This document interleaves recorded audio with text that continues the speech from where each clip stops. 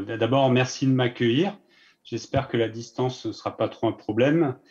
Je suis un des 15 500 ArcelorMittal qui travaillent en France et j'ai fait toute ma carrière dans le procédé. Et je suis en fait depuis 2 ans en charge du programme de décarbonation d'ArcelorMittal Méditerranée. Donc c'est l'usine de Fos-sur-Mer et l'usine de Saint-Chély-d'Apcher en Lozère. Donc je vais vous montrer une présentation. J'espère que vous pourrez m'interrompre ou éventuellement poser des questions plus tard. Moi, je serai avec vous jusqu'à la fin de cette réunion, donc n'hésitez pas si vous avez d'autres questions. Vous pouvez me confirmer que vous voyez bien la présentation? Oui, tout à fait, oui. S'afficher? Oui, tout à fait, c'est parfait.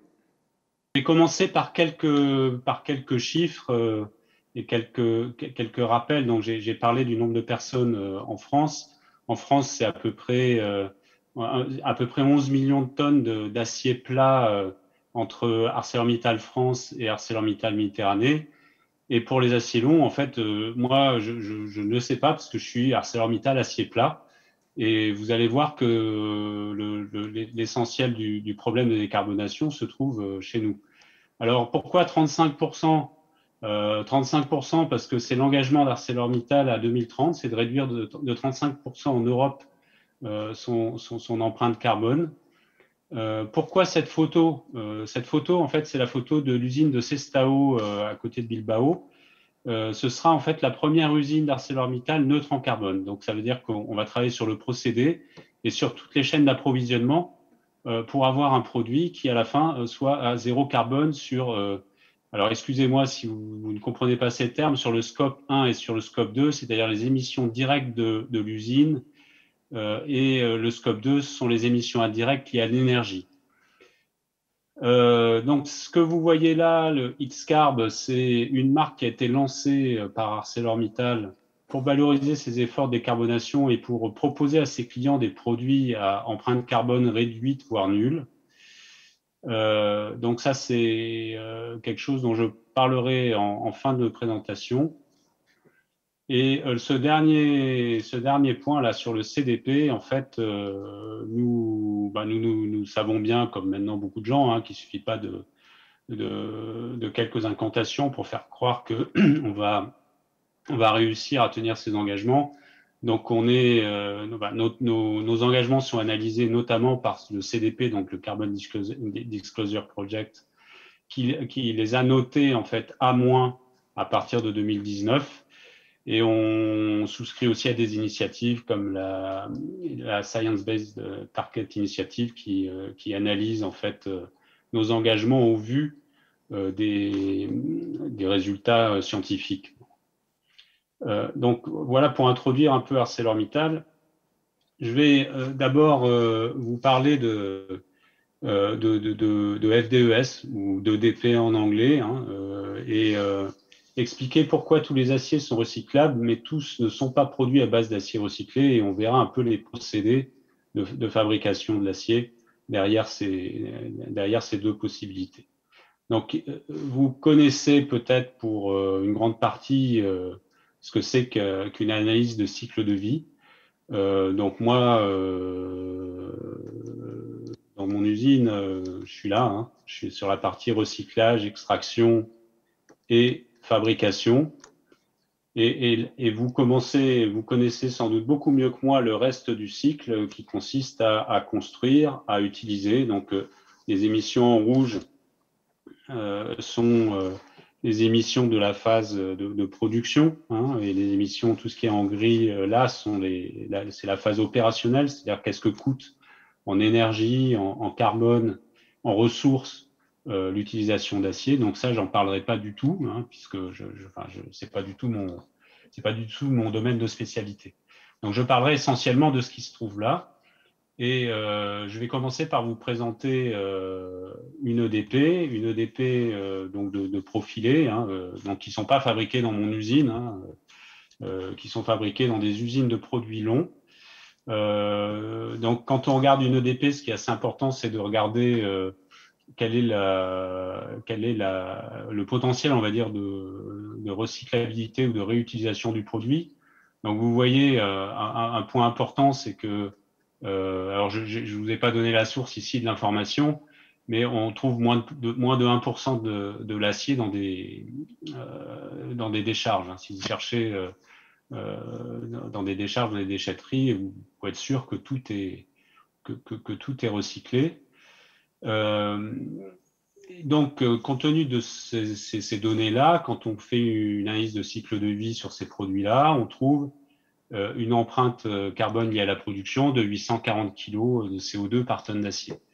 En fin de vie, on rajoute 2 kg et on s'aperçoit qu'avec le potentiel de recyclage, on a à peu près 750 kg de CO2 à apporter à nouveau pour refaire un produit sidérurgique, refaire le même produit sidérurgique. Donc ça, c'est un produit long. Quand on regarde un produit plat, on est sur une addition qui est beaucoup plus salée. Qu'est-ce qui se passe? Les produits plats ne finissent pas non plus en décharge, même si on peut y retrouver un peu plus de boîtes alimentaires, de boîtes de boissons, etc., mais sont globalement recyclés grâce aux propriétés magnétiques en fait qui permettent de déferrailler tous les déchets et de renvoyer vers des aciéries. Non, en fait, ce qui se passe, c'est que on introduit beaucoup moins d'acier issu de recyclage dans la fabrication dans la fabrication des produits plats pour diverses raisons que je vais expliquer un peu plus tard. Par contre, on retrouve à peu près la même valeur de quantité d'énergie, ici 600 kg de CO2, de quantité de carbone à remettre en jeu pour refaire un produit à partir de ces produits recyclés. Alors pourquoi cette différence? Ben, tout simplement parce que dans les produits longs, on fabrique l'acier à partir de ferraille essentiellement et dans des fours électriques et avec un apport d'énergie sous forme d'électricité relativement modéré et dont l'empreinte carbone dépend évidemment de l'empreinte carbone du mix électrique du pays dans lequel on se trouve. Mais ça, c'est un autre sujet dont je ne parlerai pas trop. Dans les produits plats, qu'est-ce qui se passe? Ben, l'essentiel des produits est fabriqué à partir de la filière aux fourneaux, donc à partir de minerais, de charbon. Et donc, on a une empreinte carbone de l'ordre de 2 tonnes de CO2 par tonne d'acier. Alors, pourquoi est-ce qu'on n'utilise pas des ferrailles aussi pour les produits plats? Bon, d'abord, il y a une question de stock, hein. J'ai dit quasiment tout l'acier recyclé. Ça veut dire que toutes les ferrailles qui sont sur le marché, dans les déchetteries, etc., elles sont renvoyées vers des aciéries. Et comme ben, on fait plus d'acier que ça, ben, on manque forcément de ressources. On a besoin des sources primaires, donc du minerai. Et donc ça, c'est lié à la croissance de l'économie, à notre histoire, hein, parce que l'acier reste en stock, on va dire, dans l'économie pendant des années. Et c'est lié aussi un petit peu à la corrosion probablement. Et donc vous voyez que à 2020, on peut dire que dans l'UE, on est à peu près à 40% de ressources primaires et 60% de ressources secondaires. Dans le monde, c'est un petit peu décalé vers le haut. Voilà. Donc, pourquoi aussi on ne peut pas utiliser des ferrailles pour faire tous les produits? C'est parce qu'il y a un certain nombre d'éléments d'addition ou d'éléments indésirables, par exemple le cuivre qu'on peut trouver dans des conducteurs électriques lors des recyclages, ou enfin tous ces éléments-là, en fait, vont dégrader les propriétés, on va dire essentiellement à la déformation, mais aussi quelquefois à la corrosion des aciers. Et quand on est sur des produits, comme les produits plats sont souvent très déformés en mise en œuvre. Par exemple, on va avoir des emboutissages pour faire typiquement des carters de compresseurs de frigo, pour faire, quand vous avez des belles pièces embouties sur des ailes de voiture, en fait, on parle d'acier dans lequel il y a 10 ppm de carbone, quasiment rien en addition. Et donc, évidemment, si on fabrique ce produit à base de ferraille, incorporant ce qu'on appelle ces éléments qu'on appelle résiduels, on n'arrivera pas à faire les propriétés d'emploi. Voilà. Donc ça, c'est la deuxième raison pour laquelle les produits plats ne sont pas fabriqués à partir de ferraille aujourd'hui.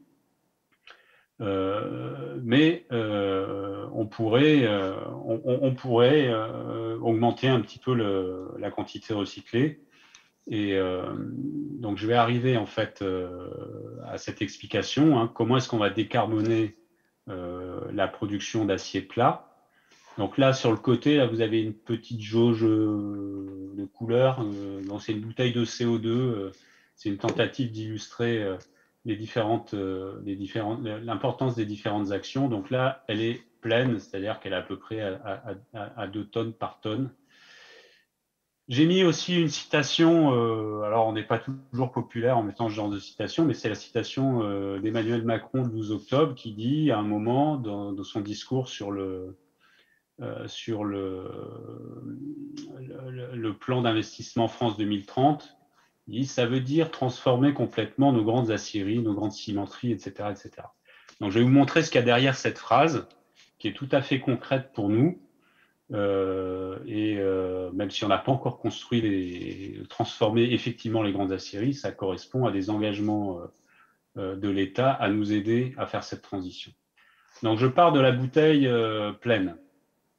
Et donc je vous présente ici le procédé très résumé, mais néanmoins à peu près complet, pour arriver à fabriquer un acier plat. Bon, il manque plein d'éléments, hein. Et ce que montre la jauge sur le côté, c'est qu'en transformant, en modifiant ce procédé, alors à coût de plusieurs dizaines de millions d'euros hein, quand même, on peut arriver à gagner globalement 10% de l'empreinte carbone. Alors je vous ai mis les leviers là-dessus. Bon, on utilise du charbon, du minerai, des ferrailles. On a des outils qui s'appellent les coqueries, les agglomérations.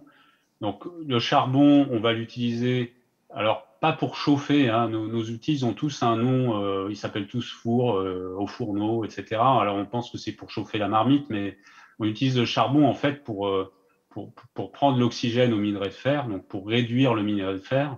Donc, c'est notre élément réducteur. Donc, dans un haut fourneau, on utilise du coke, qui est du charbon transformé, et du charbon pour réduire le minerai de fer, qui est l'aggloméré transformé. Et donc, si je veux remplacer ce charbon pulvérisé, par exemple, ou ce coke, je peux le remplacer par du gaz naturel, par exemple, ou par de l'hydrogène. Et donc, ça fera baisser l'empreinte carbone, parce que dans le gaz naturel, il y a beaucoup d'hydrogène. Le problème de l'outil au fourneau, c'est qu'en fait, il utilise que la moitié, de par les équilibres chimiques à l'intérieur, il utilise que la moitié du réducteur qui est mis en présence du minerai. Et le reste, on va le retrouver ici dans le gaz résiduaire. La même chose dans l'acierie derrière. Et tous ces gaz-là, par souci d'efficacité énergétique, ils sont, on va dire, depuis une trentaine d'années, transformés en électricité. Alors on peut dire, et on aura raison, que c'est de l'électricité faite à base de charbon. Et comme on a décarboné l'énergie et supprimé les centrales à charbon, on a toutes les raisons de faire la même chose pour le haut fourneau. Autre chose, c'est un peu dommage d'aller mettre de l'hydrogène qui coûte très cher aujourd'hui dans un haut fourneau pour en récupérer la moitié et le brûler pour faire de l'électricité. Au passage, vous notez qu'il y a des coproduits au fourneau, dont un qui vous intéresse particulièrement, qui est le laitier qui sert à faire le ciment bas carbone. Donc ici, on a en fait aussi la possibilité de rajouter des ferrailles et de faire du recyclage. Voilà. Donc ça, c'est une façon de gagner 10%. Façon de gagner tout ça, hein, donc dans les 60%, c'est de changer complètement l'outil pour pouvoir accepter de l'hydrogène, accepter aussi des ferrailles, donc et convertir nos fourneaux en fours de réduction directe dans lesquels on va recycler directement le gaz. Et donc le gaz de réaction, on va tourner en continu dans le four et va nous permettre de gagner énormément de réducteurs. Et on va pouvoir aussi injecter de l'hydrogène dans ce four-là. Donc là, et derrière, on va être obligé de mettre en place un four électrique. Donc c'est ce qu'on va faire, c'est ce qui correspond à la phrase d'Emmanuel Macron, et c'est ce qui va coûter à peu près, ce qui a déjà été annoncé dans les autres pays d'Europe, de l'ordre du milliard d'euros d'investissement. Voilà. Pour finir, techniquement, pour arriver au zéro, on sera obligé d'avoir recours au recyclage du carbone émis dans des produits chimiques, par exemple, dans des matières plastiques, ou au stockage du carbone. Mais je dirais que c'est pour les derniers 10 à 20% de CO2 qu'on n'aura pas réussi à sauver. Voilà comment on veut décarboner la production d'acier primaire. Alors, comment est-ce qu'on transforme ça pour permettre à nos clients d'accéder à ces produits? Donc, on a créé en fait une marque qui s'appelle Xcarb, qui a 3 volets. Un volet en fait fonds d'investissement pour l'innovation, dont je ne vais pas parler ici. Un volet certificat d'acier Xcarb, donc qui va être lié à tous nos procédés de décarbonation, notamment des aciers plats. Et un produit acier Xcarb dont la FDES est en cours de traduction, qui garantira que cet acier est produit à base de ressources recyclées ou renouvelables. Donc, très rapidement, bon, vous voyez le schéma, hein, électricité verte, de la ferraille, des fours électriques, et puis derrière, la production d'un produit qui auront des empreintes carbone de l'ordre de 0,3 tonnes par tonne d'acier, 0,3 tonnes de CO2 par tonne d'acier. Donc, c'est... alors, je n'insiste pas sur le processus de certification, hein, on demande à un auditeur tiers de nous certifier. On a déjà publié cette EPD, la FDES est en cours de construction. Vous avez les chiffres importants de l'EPD à l'écran. Voilà, ce qui vous apportera en fait une réduction, on va dire, si on regarde par rapport aux valeurs moyennes mondiales des poutrelles acier, une réduction de 79% de l'empreinte carbone. Voilà, j'ai été peut-être un peu long. Je ne sais pas si vous avez des questions maintenant ou si Non, ça sera certainement à la fin. Vous pouvez noter vos questions. Voilà. On aura un temps de questions-réponses, si vous voulez, à la fin des différentes interventions. Du coup, je voudrais laisser la parole maintenant.